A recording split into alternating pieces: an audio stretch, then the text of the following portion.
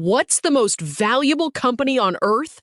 3 decades ago, it didn't exist. And on the night it did, it was just 3 guys in a diner booth.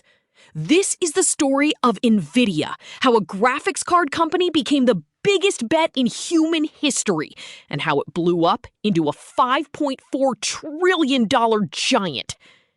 Panel 1, the founding, 1993. It starts in a Denny's outside San Jose. 3 engineers, Jensen Huang, Chris Malachowski, and Curtis Preem, sat in a booth, drank cheap coffee, and sketched a plan. Their idea? Build chips for realistic 3-dimensional graphics in video games. They started with about $40,000. Fun detail? They wanted to call the company NVision, but that name was already taken by a toilet paper manufacturer. So they went with NVIDIA, from the Latin word invidia, meaning envy. Fitting, because everyone in tech would eventually be envious of them. The early years were brutal. Their first chip, the NV1, flopped. By the late 90s, NVIDIA was nearly broke. But they survived, shipped a chip called the Riva 128, and clawed their way to an IPO in 1999. Panel 2, Inventing the GPU, 1999. That year was the turning point. NVIDIA released the GeForce 256 and claimed a whole new word for it, the GPU, the Graphics Processing Unit. For the first time, a chip on your computer could handle all the heavy math of 3-dimensional rendering by itself. But the real superpower wasn't any single chip. It was speed. NVIDIA learned to design and ship a new generation every 6 months, while rivals took 18 to 24 months. That cadence crushed everyone. By the mid-2000s, NVIDIA owned about 80% of the gaming GPU market. The GeForce brand became the most famous name in PC gaming. Game over for the old guard. But NVIDIA was about to make a bet that almost nobody wanted it to make.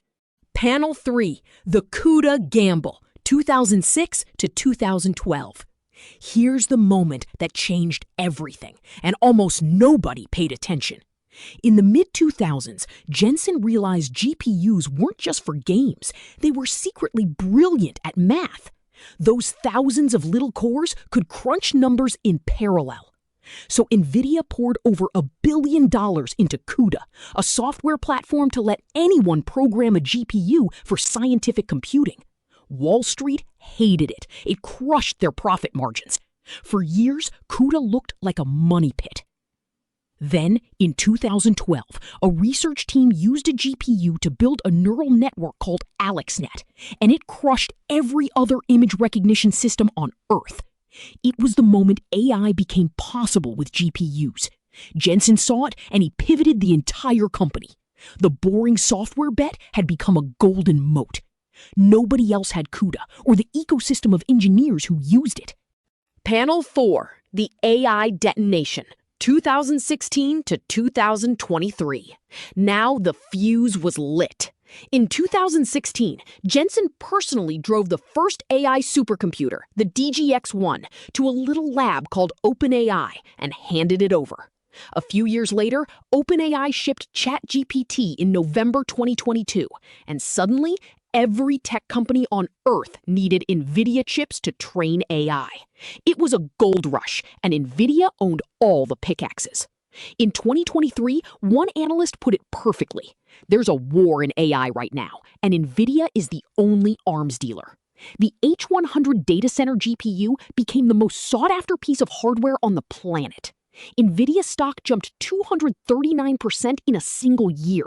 In June of 2023, they joined the $1 trillion club. Panel 5, the blow-up, 2023 to 2026. From there, it went vertical.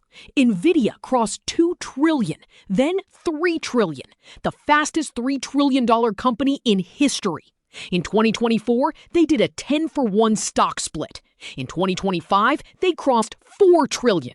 And today, in 2026, NVIDIA is worth about $5.4 trillion, more than most entire countries, with revenue around $216 billion, and a stock that recently hit an all-time high.